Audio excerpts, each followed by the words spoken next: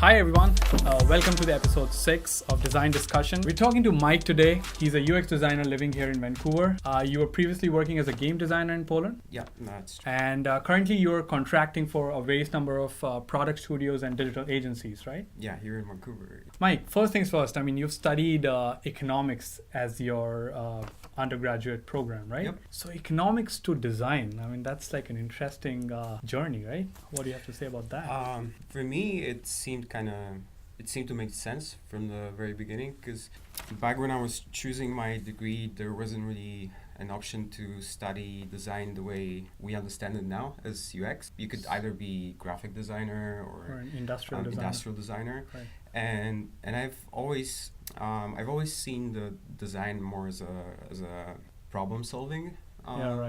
Yeah, so you mean design as agnostic of any particular trade, right? Yeah, so my thinking back at the time was that I wanted to be involved in how the product takes shape and what are the features of the product. And how it relates to the user.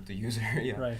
And back then, at least in Poland, this wasn't an option, right? That's not how people thought about design. What's your rationale for choosing economics? When you wanted to learn design, meaning like Photoshop or Illustrator or something, right. There was a lot of sources where you could do that. So you mean like training centers? Yeah, apart from university, right? Right. But as designers, we work in the business environment. It made sense to get a taste of that. Yeah, to familiarize myself with the business environment. The business side. So you worked for a game studio in Poland, right?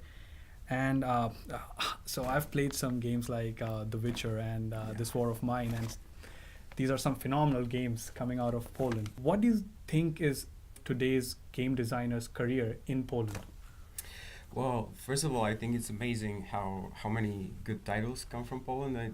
It's just astonishing, and so many new studios pop up in even recent years. There's just new studios opening and very interesting games coming from Poland. To be honest, I'm not sure why there's this sort of hub for gaming industry. But it's awesome that it exists, and I'm very happy to have been part of it for a while. Yeah. And for me, it was I love design. Design. Right. And I was always interested in storytelling, and I always it was just one of my very early passions. Every storytelling in every medium, like movies and comic books. So combining those two and having a job it's like you go to work and you combine your most loved passions. Yeah, that was just great. My path is kind of approximation of this sort of like ultimate place where I want to be as a designer. So it's just like going back and forth between different things. And so it's like, and the interesting bit is we'll come to that later, but you kind of have never left any of these passions behind. Yeah, you're always kind of like you said, it's your career graph is sort of approximating to each one of these passions of yours. Yeah. So you moved to Vancouver in 2016, right? And what was your intention behind moving to a different city? I think that there's obviously not all of those reasons are related to career, right? Yeah, so, of course. But I think in general it was just the desire to push myself. And I think Vancouver is a great place to do that. You came with your pursuit of game design initially to Vancouver, right? Yeah. So how was that scene like? To be specific, I was really fascinated, like I mentioned, about the intersection of narrative and design systems that exist in games. As I progressed as a game designer, I started to realize that there's actually some friction between those, and it's pretty hard to resolve those problems that come between narrative and design systems. When I say design systems, I don't mean them in the way we maybe understand them in UI or something like that. Right. It's more that every part of a game is a part of a system, right? So you have opponents, for example, right? So the mechanics. The mechanics are part of a system which can be within which we can win or lose, right? Right. And that system sort of like it sort of maps the way our life works, where you can have challenges and overcome them or not overcome them. But that structure is kind of doesn't really enhance the narrative. It more kind of inhibits it and limits it very significantly. So back to your question about Vancouver. So when I was coming here, I already started to realize that first of all, probably I'm not going to be able to fully resolve those conflicts, those frictions, and my interest started to sort of expand beyond games. So even coming here, I slowly, like, I was still interested in that area, and I was still working as a game designer, but I slowly started to map ways. When you came here, did you talk to some game designers here in Vancouver? Yeah, for sure. Yeah, I was. So there's a great community here of independent. Game that's what I was coming to. There's a full indie game scene initiative. It's a great gathering of people.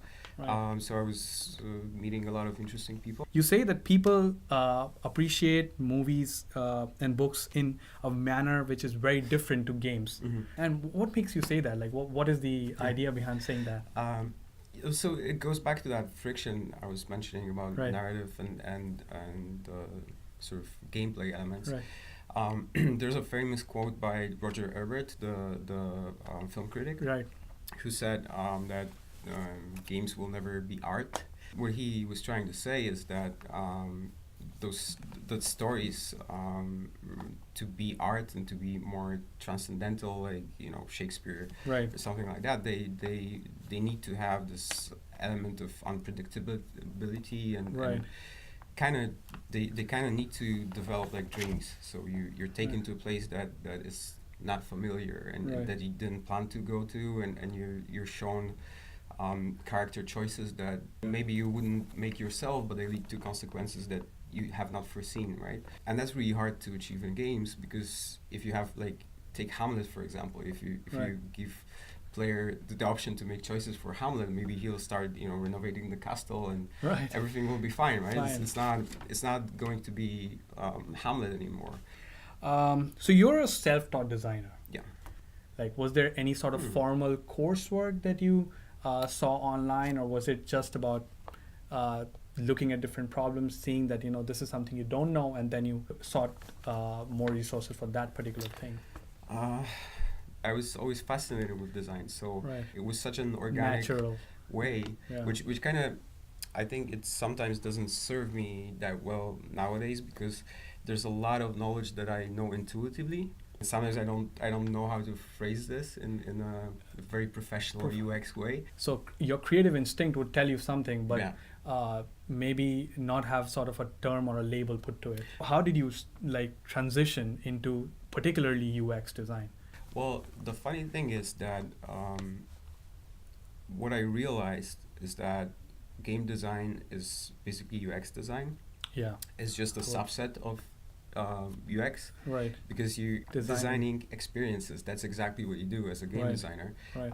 It's just that those experiences are games, right? Right. So really, there's not much difference. In the way you do it. When I started working with clients as a UX designer, it was a very fluent progression. Working with clients who were interested, at the beginning they were interested in my experience in games, because they had some elements of gamification in their apps, and I was slowly transitioning, and the projects slowly were dropping the game element, right? Yeah, but you were enjoying the process, right? Oh yeah, of course. But as I work with those clients, I was realizing that there's actually no missing pieces to what I have already learned, and it's more of a question of a nomenclature, and the design process is exactly the same. You test your ideas, you iterate, you prototype. It's exactly the same. Exactly the same. When you say you're a UX designer, what do your non-designer friends consider you? Because I've got like 1,000 different reactions to UX design. It's like some people don't know it. Some people would say that, are you designing like web pages? Like, so the thing is, how do you position yourself to all your non-designer friends? To be honest, I'm not sure they know what I'm. Okay. I'm not sure my mom even like has a full grasp of what I'm doing. I wonder if it's maybe a little bit our own fault, because I feel like we've painted ourselves into a corner with all those Titles. that we Right. create, and it's just like multitude of titles, which even if you look at job offers, it might say UI designer, and then you look at it and It's like everything, right? From Yeah, sales to marketing. yeah. Yeah, but I think you're right with the amount of specification that we associate with Yeah. any kind of position. I mean, it's mind-boggling. But then again, at the end of the day, you're a designer, right? Yeah, what you said makes sense, is that we're designers, and I think that's the distinction, which means that we creatively solve problems. Yeah, And if you're doing that, then you're a designer. you're a designer. There's this very big ideology about independent creatives trying to always play with the mainstream, Yeah. trying to maybe step out of it, trying to sometimes embrace the mainstream. How often do you think designers or any creatives should toe this mainstream line? Like, should today's UX designer really worry about mainstream, or should they always be crafting unique experiences? It is important to be familiar with the mainstream. Right. Again, because we're working in business environment, Right. we work with companies that make Somebody money. has to make money, right? So it makes sense to know what the landscape is. As a designer, you creatively solve problems, right? If there's a pattern, if there's a solution, ready-made solution that you can slap onto a problem, then and it's solving a problem. Do you think it's a good solution? well, if it works, then it's a good Yeah, it's a solution. solution. But what I'm trying to say is that if those solutions exist, the companies don't need us. If there's a company and they're facing with a problem, be Right. it user experience or Right. feature or whatever, if they cannot solve this problem with the paradigm that they have, so the Right. tools that they have, Right. that's the place where we come in. That's the place where we take this problem, analyze it, ask 5 whys, and Yeah. and just like come up with something that they wouldn't be able to do come it up with. with. Because if they are able to do it, then There's no place for us. Yeah, yeah. I totally and, get and that I think point. there's always a place for that. It's not like Yeah. we're gonna run out of problems to solve. Everyone around on the internet is considering themselves as a design thought leader, Mhm. right? I mean, you have like thousands of articles, Yeah. thousands of like podcasts and like videos coming up, pun intended, about like design advice, design thought culture. Do you think every one of those advice is worth investing into, and like how should you filter out, and what is good for you, what is bad for you? Yeah, that's as an expert. Right. No, I'm kidding. I think that's a huge problem, because there's so much being written and just there's so much generated content about design, and a lot of it, in my opinion, is very repetitive. It's not really bringing anything new to the table. But at the same time, I understand the rationale behind this content being generated, because I think that's that kind of online persona that or online marketing that everybody has to do. UX designers or any kind of designer and companies also use generating content as a marketing strategy. Right. So it kind of feels like everybody has to put out something, and everybody has to take that persona of an expert.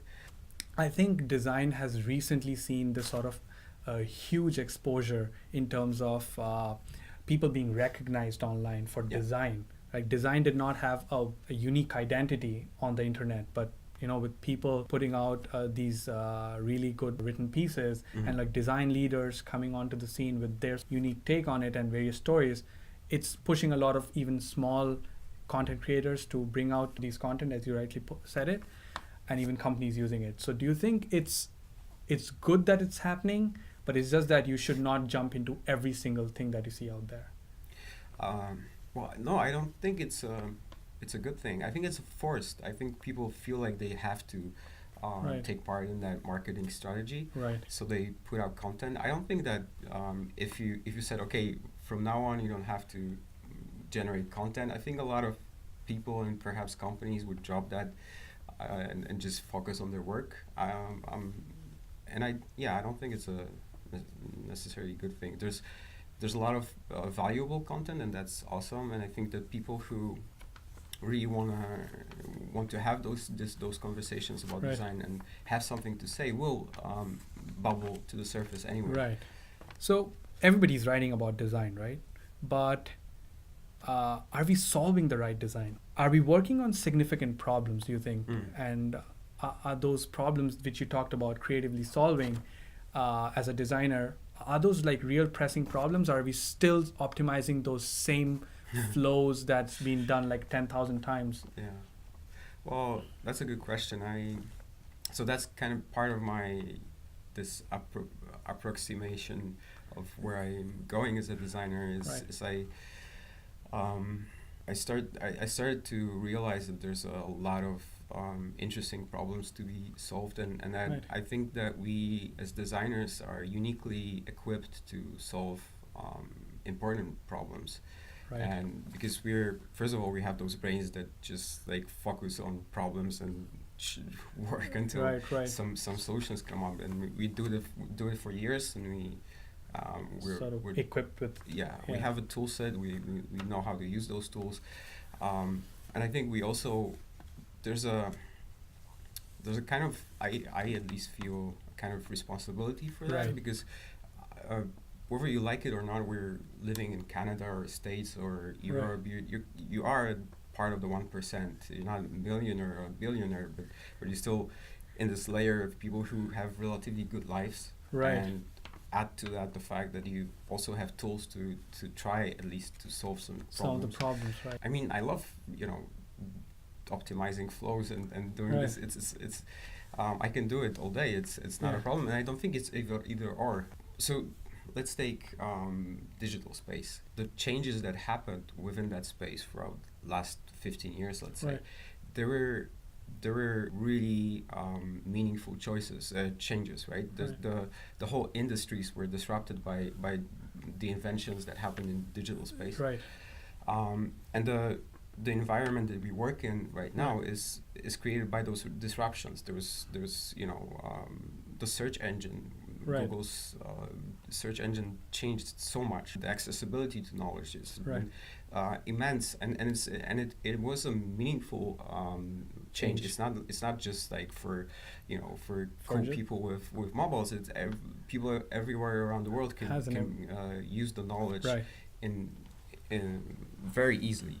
So, and I think we think about sustainable agriculture and solar and Right. stuff like that. We still think about it in those terms from maybe 60s or something, where it's just those charitable or hippie Right. kind of endeavors. But I think I think this might be the place where the next disruptions happen. That's interesting because you mentioned farming, and the bit that I was most excited to talk about you is that you recently volunteered for farming at UBC. Yeah. And how did that come about, and how does it all fit in?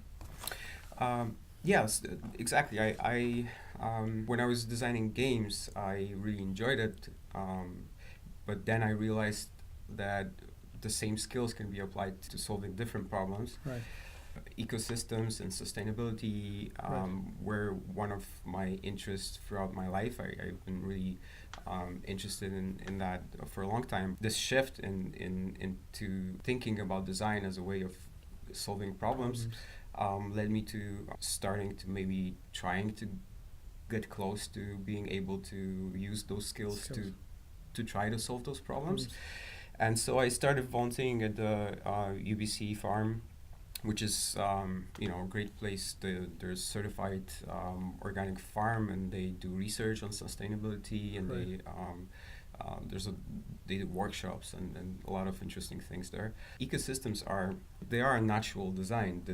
They're interlocking systems. It's really fascinating how those natural systems that a lot of us are not really that much aware and familiar with, right, how they work with man-made systems, and how they maybe could work to synergize. Understanding this area is we do need to solve the way or find a better way to producing food or to generating food for society of civilization of 7 billion people. right. And we're not doing a good job right now. Well, one last thing that I wanted to ask you, and is that my own ideology about design and creative thinking has really matured over time. And I think maturity as a designer hits you at that point where you're the least aware about it. What is your take on it? Do you think you're now a very mature designer compared to 5 years before? I kind of always feel like a student. The hope is that you get better as you go, right? The hope is that you're more equipped to solve to tackle different problems. And I think that happens, and that's the case. I understand and agree what you said about your definition, let's say, of being a mature designer, that you kind of or start to know within yourself what are the sort of like unchanging principles of design, like the stuff that you want to align yourself with. Yeah, if something is useful to what you're doing right now, you can use that or not, but it's not a forced decision. Yeah, we have this process, right, of like design process, and I was thinking that it's a tool which is great to have, and most of the time it's useful, but there are cases or projects where you don't do that, and you skip to that part, and you have to figure out, because for example, you cannot do research, so you have to figure out how to solve that problem without the research. And I think maybe maturity is where you... that's when maturity will be able to aid you in deciding what to skip and what to adopt, right? I think that's all I wanted to talk to you about. Thank you for coming here. It was a pleasure talking to you. Mike's Twitter handles and ways to contact him on the interweb will be given down in the description.